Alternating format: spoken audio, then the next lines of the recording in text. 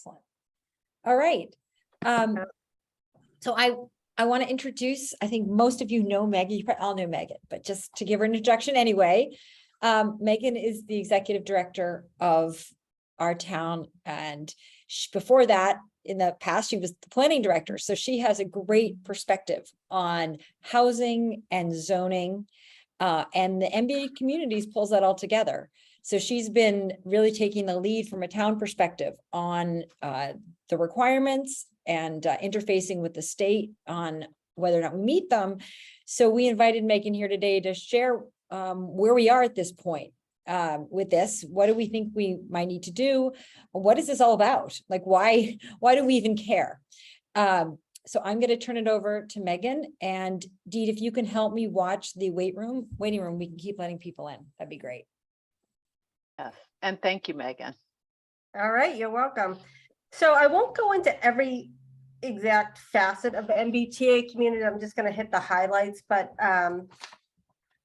and the other thing I won't really for this group go into is specifically, you know, why the need for housing, because I know as a group you understand that that we're in a housing crisis, that it's literally the supply and demand issue, which is generating higher costs. And you know, I will just say in Wellesley, the delta between affordable housing and market rate housing is just a huge gap, which makes then the production of housing, given the land values in town, even more challenging than in other communities.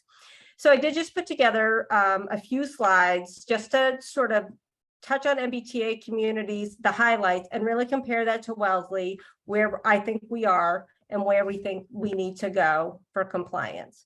The other thing, just in terms of compliance, there are certainly communities who are like, you know what, the stick isn't that bad. Why am I gonna go through the exercise of compliance? And Wellesley, and in particular, the planning board and the select board really have said, why wouldn't we strive to meet this? We've really worked hard over the past, you know, 5 or 6 years on affordable housing. We've gotten to 10%. We really should show the Commonwealth that we're going to be leaders in this and try to strive to meet it. And so that's one of the goals really, is to meet the provision. So, let me just. Okay, so what's MBTA communities? So MBTA communities is a new statutory requirement. It's a modification in MGL Chapter 40A, which is known as the Zoning Act in Massachusetts. And so when they talk about the guidelines for MBTA communities, they're really referring to it now. Their DHCD is really, like we have 40B, they're trying to get the clip on Section 3A. So you might not hear MBTA communities, you're going to hear Section 3A. So that's something just across the Commonwealth they're trying to engage, because MBTA communities, sometimes there could be other parameters just regards to MBTA, but it's essentially a mandate to try and zone for transit-oriented development. So the benefits to that are locating people close to transportation nodes so that we have availability to take alternative modes of transportation, decrease congestion, increase density in areas where oftentimes are surrounded by commercial districts, and see a benefit, you know, sort of across the board from community to community. So as part of that, they've tried to focus where they want housing to be developed.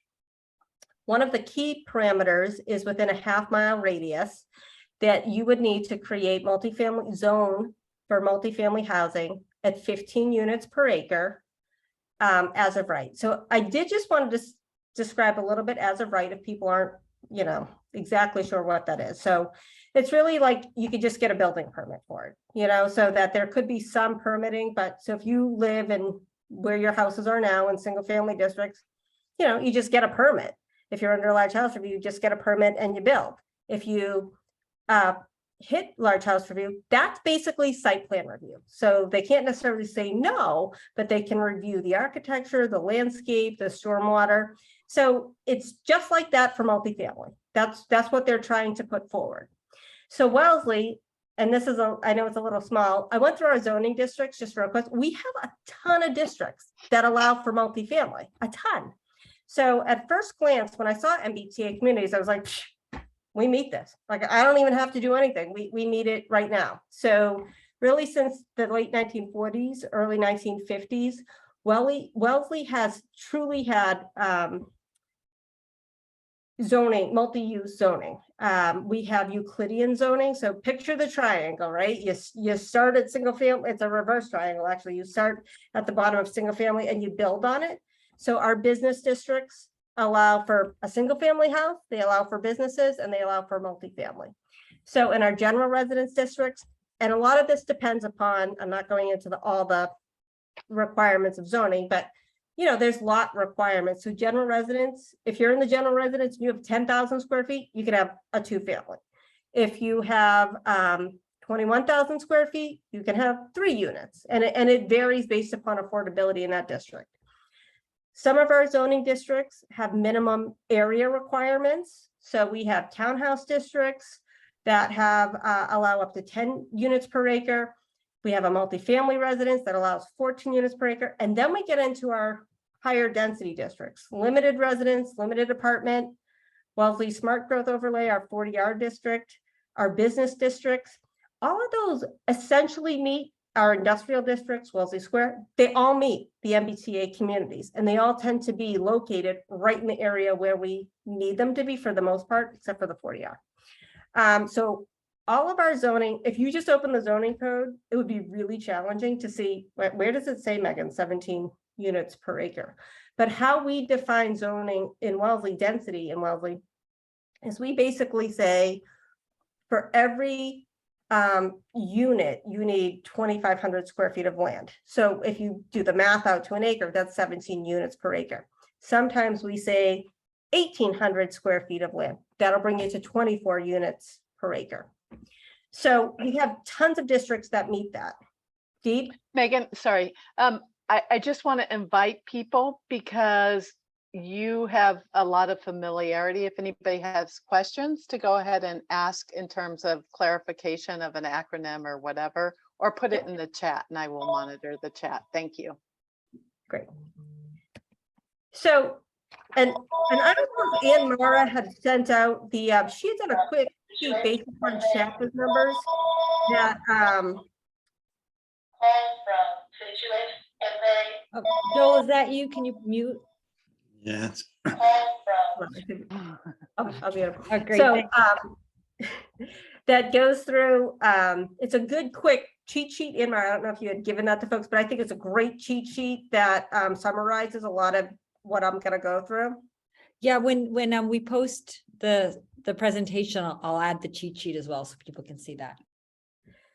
So the other key criteria of the communities outside of the density and the as of right nature is you need a substantial area that's zoned. So Wellesley, we need 50 acres.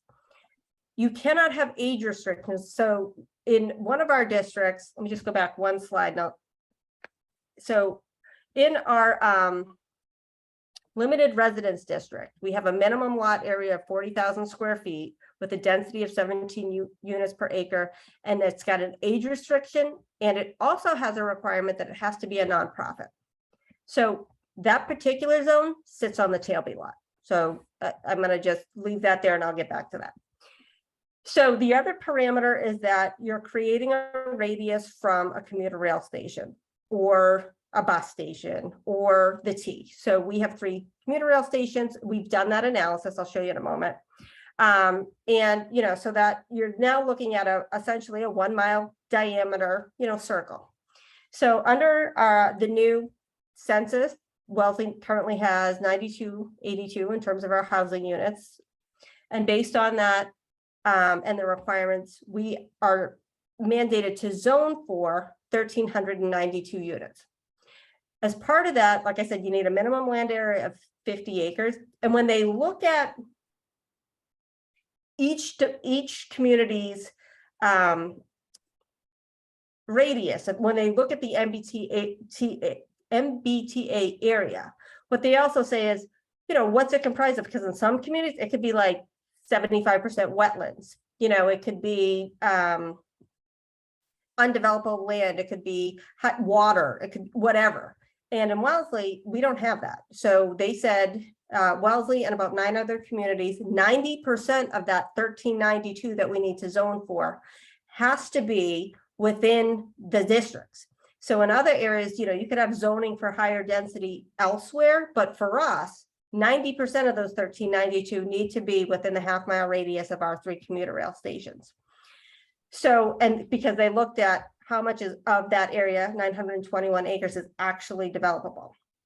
So when we look at the maps, so this right here is showing the radius off of, here's the MBTA station right here. It's not highlighted very well, but here's the farm station. It's all single family residential, essentially. We hit some business district here, and we didn't have all the business districts listed here, but this is basically the residential incentive overlay, which has 24 units as of right. This is Waterstone is here. So we have multifamily properties just outside of this. But this whole area here is essentially single family residential zoning. So we have down here business parcels that there's 0. So this would be a substantial change to this particular section of town. When we look at the Hills District, it's really a different story, right? So this is particularly showing business A. We didn't highlight here very much the general residence districts. We also have some general residence district properties here. But so in this area, this constitutes 28, just under a hair under 28.49 acres. So if I look just at what the zoning allows, I would say this area has the capability to construct 476 units. Without looking at anything else, if I'm just looking at sheer land area, I can say 476 units. When we get into Wellesley Square, so this diameter hits multiple commercial districts. So we hit the Linden Square Commercial District, we hit Wellesley Square Commercial District, and we hit really the State Street Commercial District in this area. So Whole Foods, just to orient you a little bit, in this area, we're looking at Whole Foods and Haskins over here. So, and this also, things it doesn't include, we have a 40B located here with 120 units.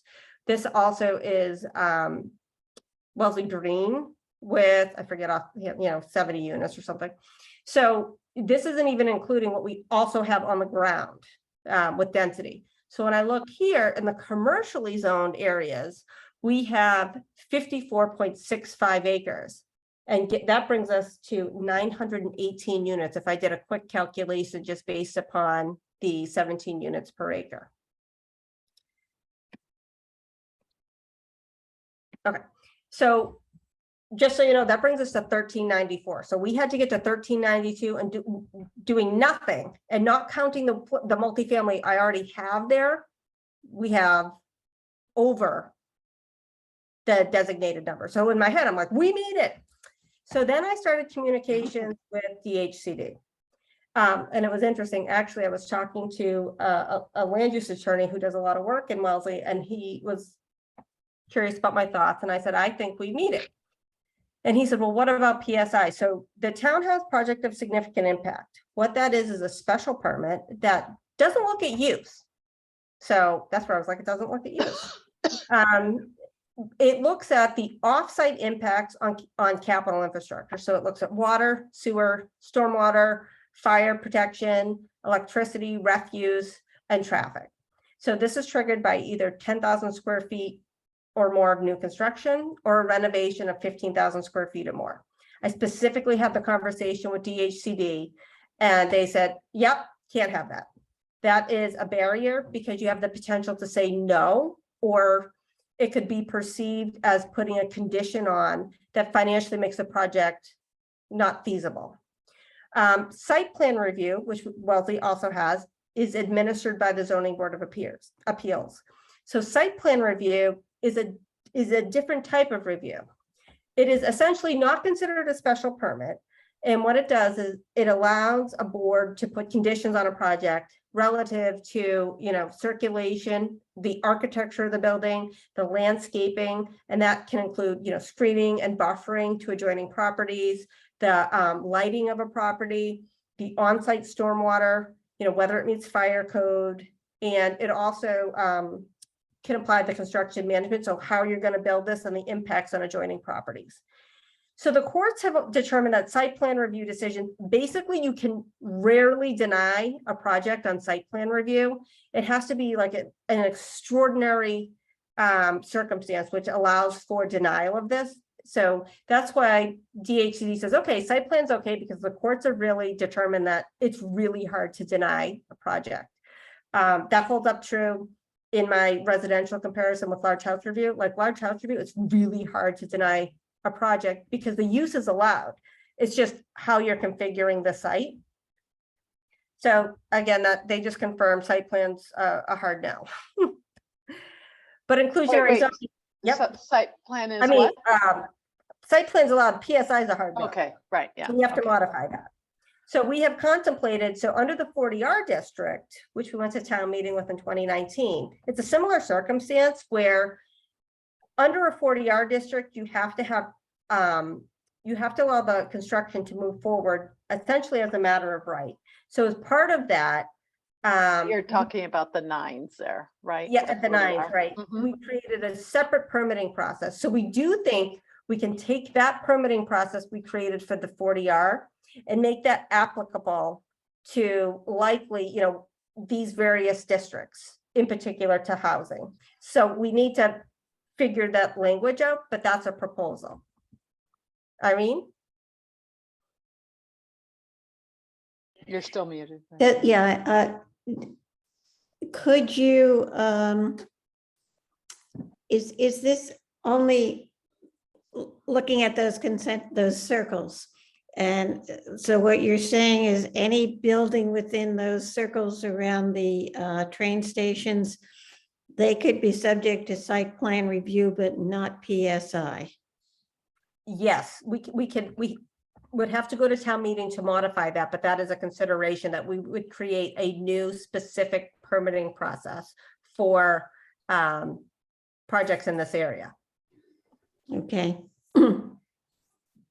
So the other thing is inclusionary zoning. So inclusionary zoning in Wellesley is actually triggered by projects within specific zoning districts that trigger PSI.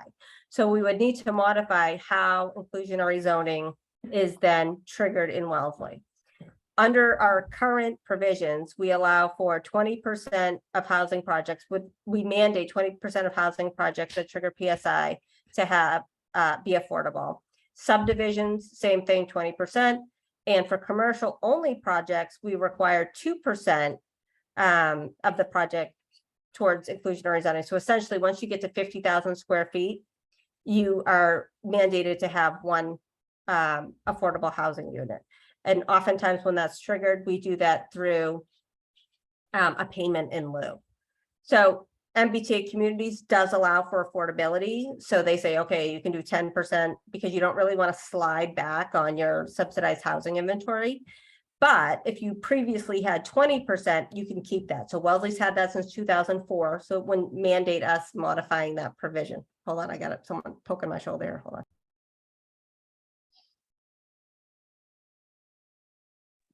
on. Sorry.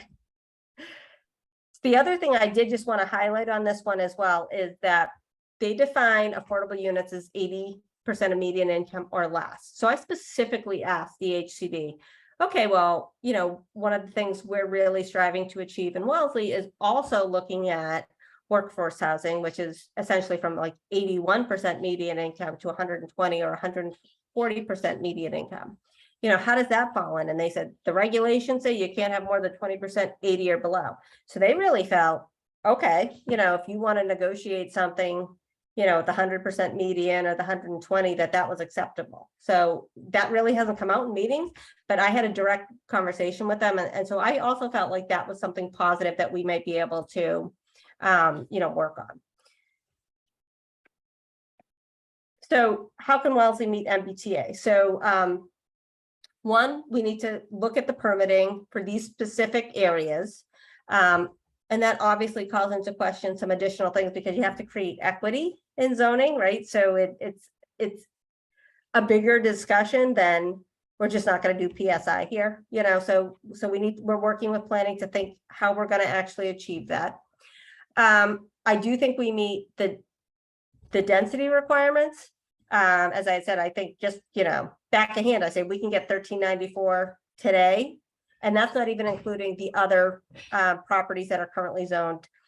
But we also do need to review, this came up, I was at the Southern New England APA conference the other day, and there was a big discussion on how development agreements, deed restrictions, how they impact projects. And Wellesley, we have a lot of development agreements. They go to town meeting and they often provide long-term restrictions. So when we look at Linden Square, so the underlying zoning allows for housing at the densities we need it to be for MBTA communities.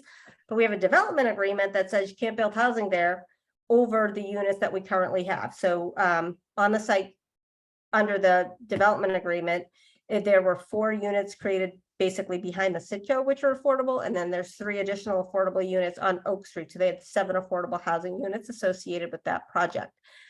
Otherwise, that's a commercial district. There's not a provision for housing in the development agreement, which is dictating that particular site. So that's something we'll need to also contemplate moving forward. The other parameter is compliance. So DHCD is working on a compliance tool that communities will have to work with to show that they meet. And it's essentially taking a geospatial database, so looking at GIS, and you have to evaluate the zoning on a parcel by parcel basis. So you have to look at, okay, this parcel has 20,000 square feet based on Wellesley zoning, what's the lot coverage? What's the FAR? What's the density? What's the parking? Can that fit on that site under, an ownership model? And you do that for every parcel. I can show you an example of that in 1 minute. So I think we need to do those things to comply. So I saw a couple specific questions I did just want to try and address as well. So Tailby Railroad, the town several years ago had proposed a long-term lease. And so we put it out, we put an RFP out. We had 6 or 7 bidders come in. They were amazing. We were in negotiations with Trinity Financial. And at the time, we also had ancillary projects, private development that was also going on in the exact same vicinity.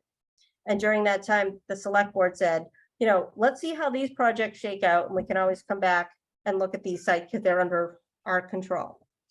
So the previous RFP really focused on 2 things. One, maintaining the existing parking on the site. So, decking Tailby or decking Railroad and doing housing of some sort. Because it is the primary parking for both our commuter rail stations. So other people not living right there, how they get onto the commuter rail station, the commuter rail at the station, as well as the major parking for our commercial districts, right? So part of the goal was not eating up all the parking, so maintaining parking, but putting housing on top of that. So a couple things we did learn. So the railroad lot in particular, that's zoned, ready to go. That's got the 17 units per acre. The challenge is the way the constituent aqueduct flows. It touches the corner of that lot, and it really makes building underground parking near impossible. So that was a sort of an engineering information that, as part of our evaluation of the site, became evident. That doesn't prohibit, having surface parking and building above it, but what that may do is just make for a taller building. So that's just a consideration that came out of that site. Tailby lot, we knew the zoning wouldn't comply, but we really thought we have to go to town meeting. We would put it forward in a package anyway to either shape the zoning to meet the project and or just do it as a friendly 40B. So to me, the zoning on that site was sort of the least of the issues. It's really when you do decked parking, the cost of parking. So even though the land's for free, those additional costs that are absorbed by the developer to maintain parking really sort of tip the scales on the project in terms of making the market rate units a higher price point, to maintain the number of affordable units. So those are considerations when the board, or if the board determines to put out another RFP, that we'll really have to contemplate. Is there another site to deck? Can we look at a loss of parking? I will tell you, as we're looking at different streetscape proposals for Wellesley Square, all we've heard from the merchants is don't lose one parking space, you lose one parking space and we're gonna, go under. So it's a real balance between parking, housing, commercial activity. So those are just things we'll have to focus on for the RFP. The other thing is what happens if we comply. So, complying is having zoning. That doesn't necessarily mean we're going to get construction, right? So there's two different things sort of going on there, zoning and trying to move along development. So like I said, we have allowed for multifamily housing for 50 years. We don't see it in Wellesley Square. So in 2004, when we did the inclusionary zoning, we tried to create an incentive. So we said, okay, in Wellesley Square, we did two things. One, we said the floor area ratio, which is the amount of square footage per your lot that you can develop, is about is 0.3, so about 30%. So if you have a 10,000 square foot lot, you can build 3,000 square feet, whether that's in 1 story, 2 story, 3 stories, that's sort of your maximum. What we said in 2004 was, we are going to freeze what you have on site today. So if you are non-conforming, you're going to conform to whatever on site effective March 22nd, 2004. In addition to that, we're going to let you build housing at whatever density your land is on top of your commercial space if you comply with inclusionary zoning. So there's already a density bonus for housing in Wellesley Square. The challenges still exist, though, in terms of how you're going to park that. Height restrictions. So, we've seen the Balclair take advantage of that. We've actually seen someone take advantage of that at 978 Worcester Street as well, which is close to the Natick line by the Dunkin' Donuts there. But we haven't seen others take that. There's been properties, 592 Washington Streets currently was on the market, was off the market. I think it's going back on the market shortly, which is the Waterman funeral home, and then it was Century 21. That's been on the market. A lot of interest in housing there, but I think the cost of the land and the density limits, even with inclusionary zoning, made it seem like not doable. We currently have 10 private housing projects. I don't want to list them because they're very early on, and some of them require zoning. Some of them will require other negotiations with the town and potentially town meeting. But we have 16 Stearns and 680 Worcester Street that were 2 approved 40B projects that they've been in litigation. That litigation's been resolved. We are expecting those to move forward. 680 had 20 units total and 5 affordable, and those are all rental. And then 16 Stearns had 24 units, and 6 of those would be affordable. Those intend to be condominiums. So we are expecting building permits, within this year for those projects. For other opportunities, we look at town land like Tailby. As an example, the Housing Authority has been looking at different options to increase density. It comes down to density. Is 17 acres enough? And if it's not, how can we accomplish that? Do we then look at parking? Do we look at reducing parking standards? Do we look at shared use? Because we have a lot of shared uses between commercial space and residential space. Do we look at on-street parking overnight? Do you look at different ways to accommodate different lifestyles, given your proximity, in particular, when we think about Wellesley Square, Linden Square, to the T, so there's different things we can look at there. The last thing I'll say is you have the option of looking at transfer of development rights. Is there open space where we have development rights on that you transfer to a developed area that you can do higher density? That's pretty complex. And it is tough to get through town meeting, but those are things that, for years, Michael Zahner and I had thought about different ways to do transfer of development rights, but density is essentially the challenge. 17 units per acre, people will tell you, is not enough. And so that's, something we need to get over. So if we look at the Shiraza, that'll be just over, it ends up being, I think, like 20 units per acre, or slightly higher because it's 35 units and they have a little over an acre. When we look at those densities when they're done and you get a sense of what the impact is, I think that will help shape people's opinions. It's the change, I think, is tough for people to envision. And the other thing is looking at unit size. So unit size under MBTA communities, you do have to try and fit a family there. It has to be, you can't just have like all one bedrooms either, but do you need 2,200 square feet, or can you have for a 3-bedroom 1,500 square feet? Those are different things that from a market standpoint, you have to work with the developer to try and get, so you can build more units potentially in the same square footage. I think that was all, yeah. So I'm happy to try and answer specific questions. I know there's a lot of zoning. Megan, I have a question about the development agreement piece. Oh, I did too. Great. No, I was just wondering if, are they saying that in the future you couldn't have a development agreement? Because if we as a town allow for something to be built, we're not forcing a developer to build that. They really can build whatever they want. Is DHCD saying that in the future you couldn't have a development agreement, that in the negotiation you end up limiting housing because you're getting something else for the town? I'm not saying we'd want to do that, but you know what I mean? It's developers will build, they build what they want to build. And over at Linden, they wanted to put in a Roach Brothers and other things. And so I'm just sort of curious how the state thinks development agreements will they say you can't have them in the future? I don't really know, but the challenge is it doesn't make it as of right? So let's say we were going to build on Linden Street tomorrow.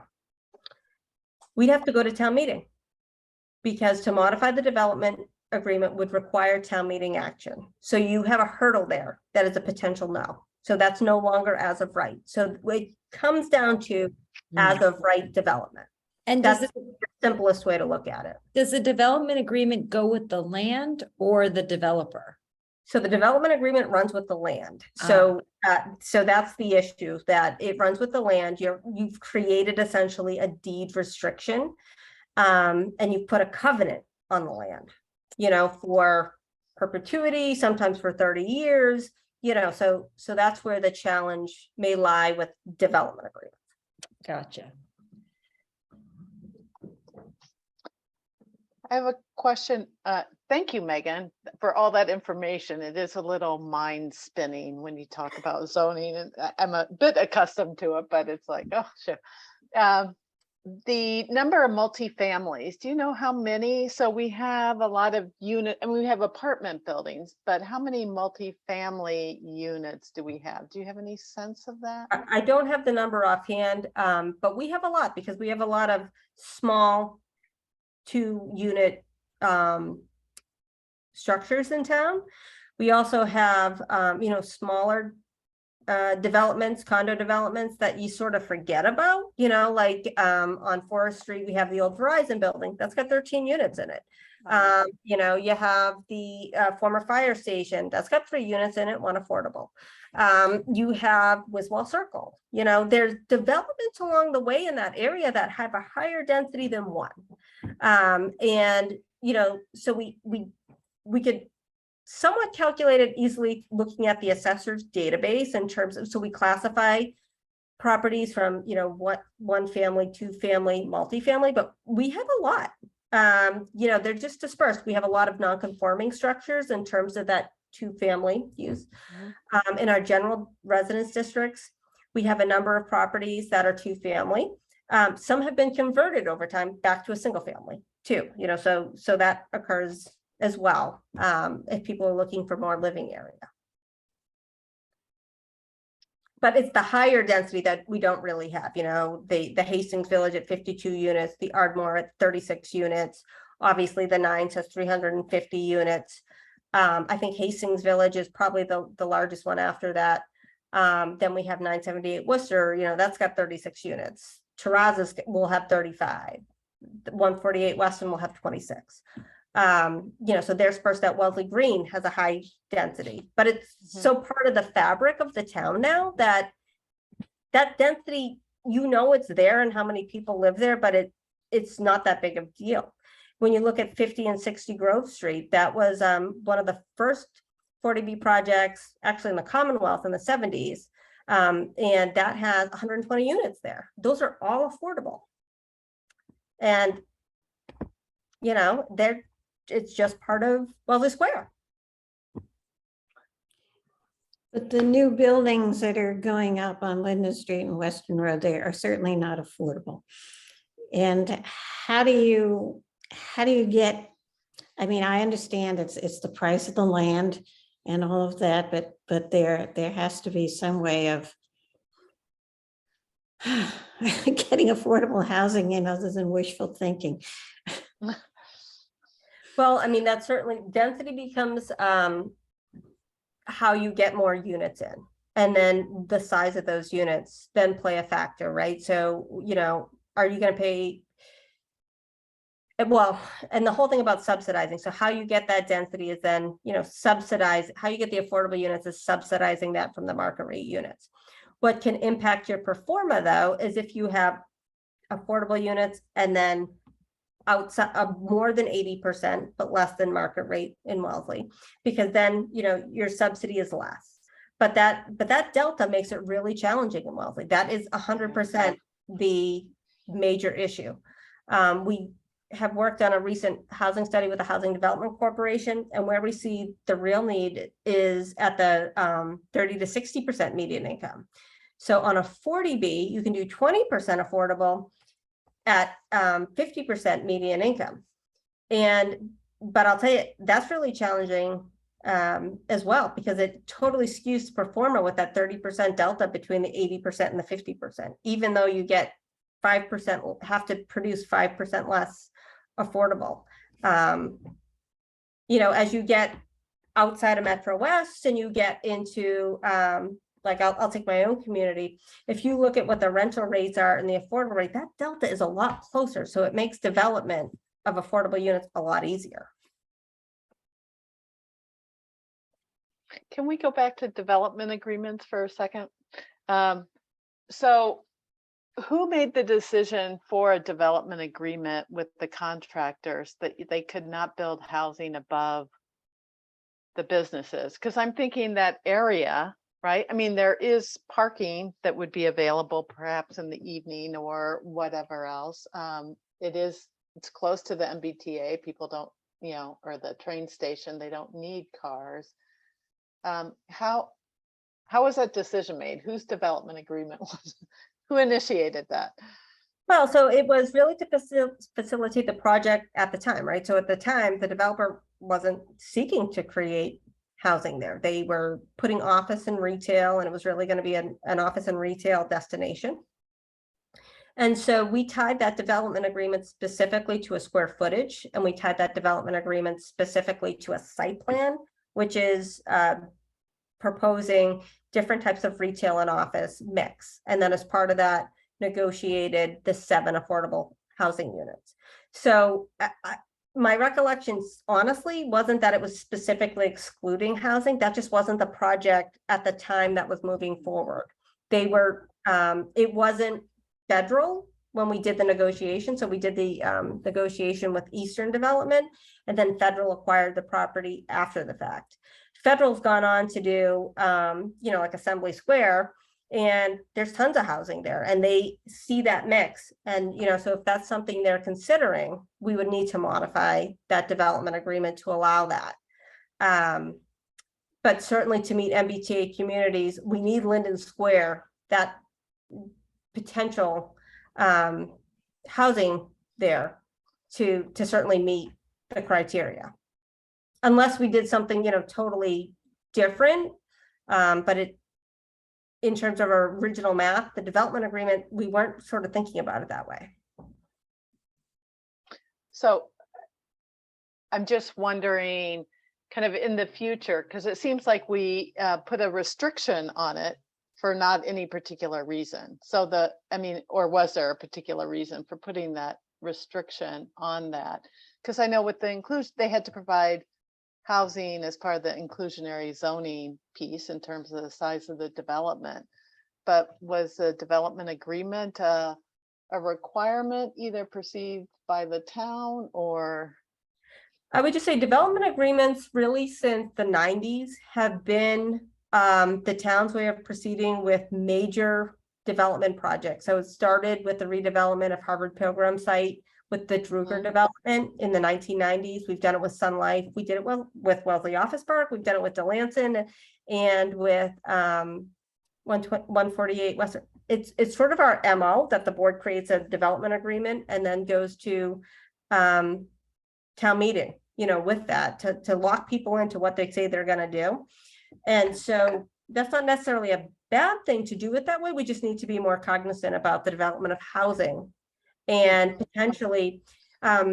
We also have gotten away from actually modification to the development agreement from town meeting. So we bring it to town meeting, the select board have signed it. And Linden Square, I think, is the last development agreement we have that requires town meeting to modify it. So other development agreements, it goes just to the select board. So those are things we'll have to consider, but it is normal to have, we call them development agreements. Other communities call them host community agreements. You know, it's a common practice across the Commonwealth, but I think it's also, you know, with the housing crisis, it puts a different eye on every barrier and hurdle. So it's just something to be more cognizant of. Thank you. Emma, you have a question? I was wanting to give somebody else a chance if they had one, but Megan, I think it was really good to remind us about the fact that the inclusionary zoning was done in effect to help incentivize the property owners to build housing, but they haven't. Do you have any kind of out of the box ideas, suggestions, things you've seen in other communities that we could perhaps be doing in Wellesley to encourage more development of housing? Because this will be great if everything's zoned for it, but if no one takes advantage of it, it hasn't actually helped us achieve our goals. And can I just piggyback on that question as well? Because it's like, where does the payment in lieu money go? So sure. So, you know, I think as people come in, as we have spur of businesses, and I think as the different types of housing diversity are modified, we'll see more of that. I think more when people see the absorption rate of things like the Nines or 148 Western or even Terraza, even though their market rate, you know, the notion of, well, people want to live in a single family house. If you have a family, you want to live in a single family house. That's not the case for everybody. You know, a lot of people don't want the yard. You know, they're busy with their kids doing other things. They might have a camp or something. That's when they're outside. You know, or the one thing we constantly hear is, I'm overhoused, but I have nowhere to go and I don't want to leave the community. You know, I might go to Florida or somewhere warm, but I want to keep up here. My kids are here, my family's here, and I have no step down. You know, we keep hearing that. That's across the board. I hear that at least once a day, honestly. And we've seen some of, you know, many of our residents who contribute dramatically to boards, town meeting, et cetera, have to leave town because there's, you know, they're overhoused and have to find a new smaller condo or something to live in. So I think as we start seeing that turnover that, hey, wow, families are at the Nines. Yep, we got a bus stop there now. And, you know, it's not just people in the affordable housing trying to go to the great educational system we have here in Wellesley. People are in the market rate units with kids too. You know, I think that changes the dynamic because so many times people say, if you're moving to Wellesley, you want a single family house. I just don't think that's the case anymore. So I think that helps then spur the market. And then, you know, Dee, what was your question? I'm sorry. Oh, that's okay. It was the payment in lieu of, if So you're the not payment- building housing. Where's it go? Yeah, so the payment in lieu goes to the Housing Development Corporation. And so a good example of where those funds are best used, and Bob Kenny, who used to be the chair for many years, said to me once, and Bob for many years has also been the chair for Habitat for Humanity too, on that board, has always said, you know, I've been fortunate to build more affordable housing units with a strike of the pen than with a hammer. And it's true. So one of the things we did with some of the funds, we had 600,000 is when we had 978 Worcester Street. There was 7 units required as part of inclusionary zoning of the 36 that were being constructed. If you got to 25%, because inclusionary zoning is only 20%, all the units count towards your subsidized housing inventory because those are rental units. So we bought and put a deed restriction on 2 of those units. We bought the differential between the market to the affordable rate for $600,000. And where can you build 2 units of multi for $600,000? So we made those affordable, in a different way. So as projects come up, not that we want to buy down units in that way, because it's just that's not sustainable, but those types of out of the box thinking, at the time, Beth Sullivan Woods came up with that. And it was a great partnership to do that. So, I think we have to look at all different ways, but it comes down to density and it comes down to opportunity and how we negotiate that. And I do think when we look at the market study and see that differential, that if you could do some 60%, some 100%, some 120, it changes the performer and hopefully will incentivize additional folks to move forward with housing. So Andrew raised his hand. I think you're probably coming to the end of, you probably need to run to your hockey game. But Andrew, do you want to jump in? Do you have a question?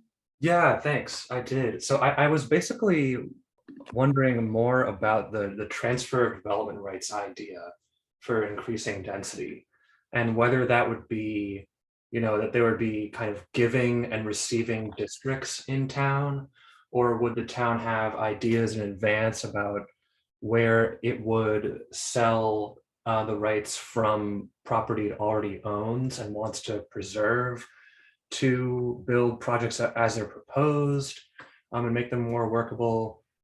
I want to understand how that works more.